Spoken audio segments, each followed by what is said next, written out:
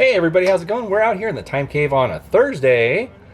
Yeah, Thursday. Pretty crazy, I know. Well, anyhow, we have some stuff, some updates.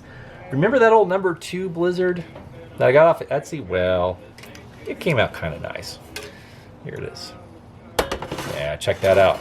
That's awesome, right? Yeah, I think it's just fantastic. Let me zoom out. Oh, wrong way. There we go. Yeah, you can see more. Okay, so here it is, all cleaned up and ready to go. I borrowed a fuel cap from another lantern that's kind of stored away and it's not being used. So I thought I'd borrow it for now until I get the proper one when one comes along, which will happen eventually. And then I cleaned up the old tin, sanded it down, well, used the Scotch pad where the most rust was, and I got that down, and then wiped it all off with WD-40, polished it with Mothers, and there you go. So the tin is actually pretty decent on this thing. It's quite remarkable for a 120-year-old lantern that's got plenty of tin. That's incredible. This thing was not used very much, if at all. So yeah, it's fun. I like these early transitional models. It has the 2 beads here that would eventually become 3 horizontal reinforcement beads, and then Dietz would add the crease down the middle on the air tubes. So yeah, but it still has the outside lift, smaller fuel cap, flat top fount. It's the earlier crimped fount bottom, and the inside of this fount is clean. It's brilliant tin in there. Also, if you lift up here, you see some tin. Nice tin, good tin. So it's a great piece. I love this thing, and I was burning it last night, and it burns really smooth, really nice. But I put in the Red Flash Dietz Blizzard cold blast globe that I have, first one I got, and it looks good. I like the contrast with the tin and the dark globe. So awesome stuff. But yeah, you know, quick little comparison. So this is my 1900 number 1 Blizzard, but it's similar. It has the same details as the number 2. But you see the difference in the little loops? This one's a little floppy, and this one's got a larger clip that holds on, but it's still kind of a ring. And then the fount bottom on this is soldered in, and this one's crimped. So, cool, huh?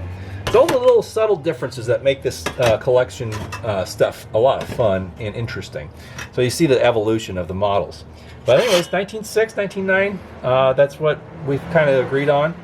So yeah, anyways, update on the Inspector. Here we go. It's coming along, right? Wait, what's that? It's missing something? Oh, it is! Oh my gosh! Where's the burner? Oh no, those are hard to find. Where did it go? Oh, it's right here. What are you doing here? You mean it came out? I'm sorry, couldn't resist. But anyways, Sunday, well, Steve and I, we were hanging out at his place, and you know, we're going to work on getting this burner out. So shout out to Mr. Steve Young and Ken from Lots of Trains in his channel. He suggested that I try the 50-50 formula of acetone and transmission fluid. So we whipped up that little cocktail, poured it in there, turned the lantern upside down, let it sit on the bottom side of the burner in the burner cup, and let it sit for an hour. It wasn't loose yet, so I started working on it with this, just going around and trying to tap around and get the burner cup separated from the burner itself, and it started to separate a little bit, just started to lip up a little bit. So when I got home, I just started hitting it up with PB Blaster. I poured out the other stuff and then PB Blaster. And I tipped the lantern back like this so it would work around towards the other side that I can't access because of the bonnet, right? So, got all that, you know, let that thing do its thing overnight, let it sit and try and penetrate the rust.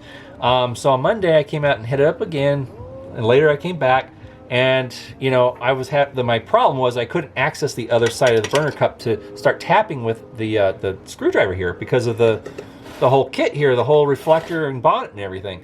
So I thought, okay, we need to get a little crazy here. So I got out my vice grips and a paper towel, a shop towel, you know, and I put it over here and I adjusted the vice grips just within just a small hair of the width of the burner. So I just clipped it on there. It was snug, but it wasn't too tight, right? So it wasn't going to bend the metal or anything. So I start slowly applying pressure, just real gentle, just kept trying apply just subtle pressure.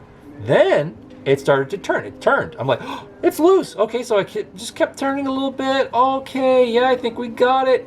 But it was not coming out still. It was still in there. I was trying to lift it up and it's still stuck in there. I went, oh, that's weird. So I just kept turning it a little bit more, but then I noticed something else was turning with the burner, and that was the burner cup. Yes, the saddle or cup, as you call it, was turning with the burner. So I'm like, oh, well, that must be pressed in, and I loosened it. So it's still in there. It's not loose. It's still very much in the lantern. It's not broken or anything. But I thought, okay, well, let's just keep turning it. And I turned it to the point where I got the spot that I couldn't get at because of the shroud. So I took my screwdriver and I started gently tapping in there and separating the burner from the burner cup. And then came right out. So there we go. That's awesome. So I got that out. I cleaned it all up. I got all the oil out of there, acetone, sloshed it all around, and really tried to clean up the inside of the fountain. Now, as you remember, there were a few little flea bites or little holes on the bottom, little pinpricks. So when we had the solution in, I saw where it was leaking from, and it was only on the outside diameter, on the outside rim. So I cleaned it all up with acetone and a little sanding and everything, got the metal nice and clean.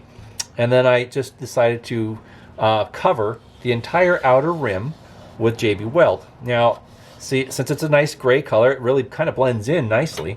And I'm going to take my my fine sandpaper and then start working it down and smoothing it out.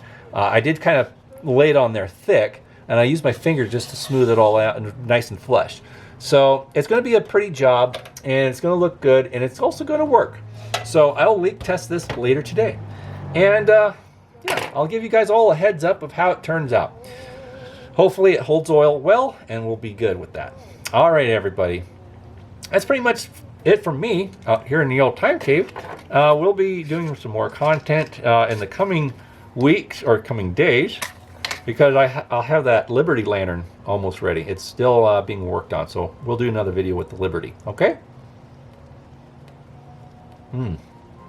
So happy early weekend to everybody, and we'll see you guys again very soon. All right. Oh, and thanks for my most recent subscribers. Almost at 100. 99 subscribers. Almost there, kids. All right, everybody. Tell a friend. Let's get 100, okay? Take it easy. We'll see you again soon. Bye-bye.